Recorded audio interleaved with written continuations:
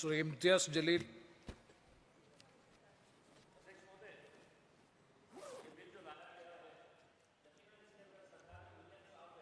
लेकिन बिल अधूरा है और इस वजह से अधूरा है अध्यक्ष महोदय कि ये जो टाउट का डेफिनेशन दिया गया है इस बिल के अंदर, टाउट का मतलब ये है कि persons who procure clients for a legal practitioner in return of money.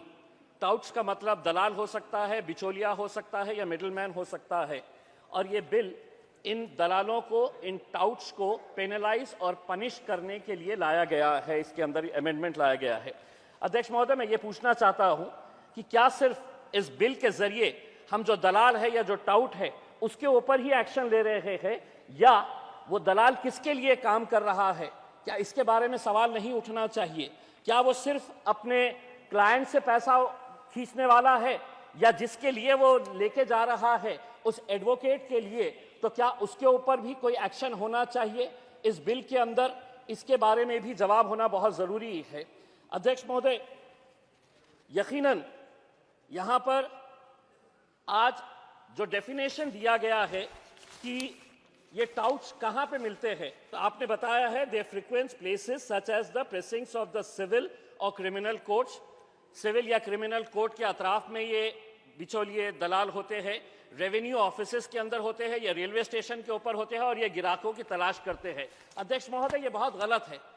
ये टाउट्स आज हर गवर्नमेंट ऑफिस के अंदर आपको मिलेंगे और बड़े अफसोस के साथ कहना पड़ता है जहां कानून बनाए जाते हैं शायद उसके अतराफ में भी ये टाउट्स आपको मिलते होंगे। इसीलिए आज अगर पुलिस डिपार्टमेंट के अंदर भी क्या टाउट्स नहीं है, अगर किसी को बेल लेना है और अगर पुलिस वाला ये कहेगा कि मैं बेल का अपोज नहीं करने वाला हूं, तो ये भी एक टाउट है। गवर्नमेंट ऑफिसेस के अंदर अधिकारी भी टाउट का रोल अदा कर रहे हैं, ये भी एक सच्चाई है।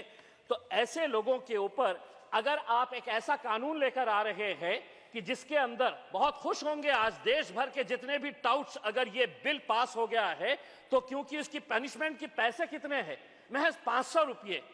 मैं मंत्री जी, इस सरकार ने 500 रुपये की कीमत 50 रुपये के बराबर लाके रख दी है और आप दलालों को कह रहे हैं कि अगर आप पकड़े गए तो हम आपको 500 रुपये फाइन करेंगे, अगर आप दोबारा पकड़े गए तो 3 महीने की आपको सजा मिलेगी।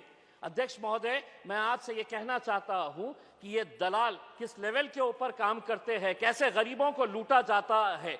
यकीनन इसके ऊपर फाइन बढ़ाने की जरूरत है।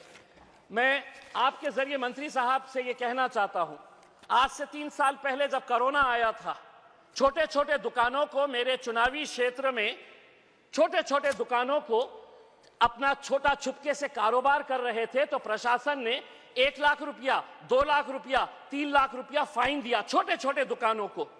मैं उसके अंदर जब हस्तक्षेप किया, लेबर कमिश्नर के सामने जाके बैठा, आंदोलन किया, तो 3 लाख रुपये की फाइन 3000 रुपये हो गई। उन लोगों को तो राहत मिल गई, लेकिन मंत्री साहब मेरे ऊपर एक केस रजिस्टर किया कि मैं सरकारी काम में हस्तक्षेप कर रहा हूं, पिछले 2 साल से मैं अदालत के चक्कर काट रहा हूं। तो मुझे यह एहसास होता है कि आज इस देश के अदालतों के अंदर अगर लाखों केसेस पेंडिंग है तो ऐसे केसेस पेंडिंग है। 1 घंटे के अंदर यह केस अदालत के अंदर जाना ही नहीं चाहिए, लेकिन अधिकारी का अहंकार को मैंने ठेस पहुंचाया था तो केस रजिस्टर किया गया है। आज 2 साल से मैं अदालत के चक्कर काट रहा हूं। अध्यक्ष महोदय, मैं आपकी इस बात से सहमत हूं जब आप ये कह रहे हैं कि ये लॉयर्स का जो प्रोफेशन है बहुत अच्छा है, बहुत मजबूत प्रोफेशन है, लेकिन जब यंग लॉयर्स आते हैं, एडवोकेट्स आते हैं, तो इन्हें स्टाइपेंड मिलना चाहिए और इनके लिए भी मदद होनी चाहिए।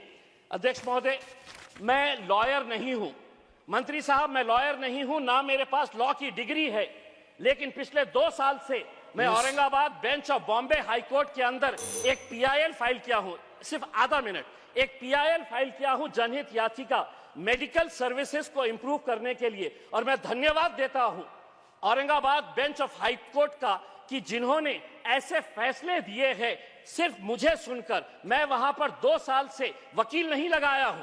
अदालत ने मुझसे कहा कि आप वकील क्यों नहीं लगा रहे, तो मैंने कहा कि वकील कानूनी भाषा बोलेगा। मैं दिल से बताना चाहता हूं कि हमारी मेडिकल सर्विसेज को कैसे इंप्रूव करना चाहिए। इसलिए ये प्रोफेशन बहुत अच्छा है, बस बशर्ते इसके अंदर से जो दलाल, बिचौलिए, ये टाउट्स है, इन्हें हटाना चाहिए और यकीनन आप इस बिल को लेकर आइए, हम इसका समर्थन करते हैं, लेकिन इसको एक कॉम्प्रिहेंसिव बिल लाने की जरूरत है, हम ये समझते हैं। Thank you very much. Thank you. Thank you. Next speakers.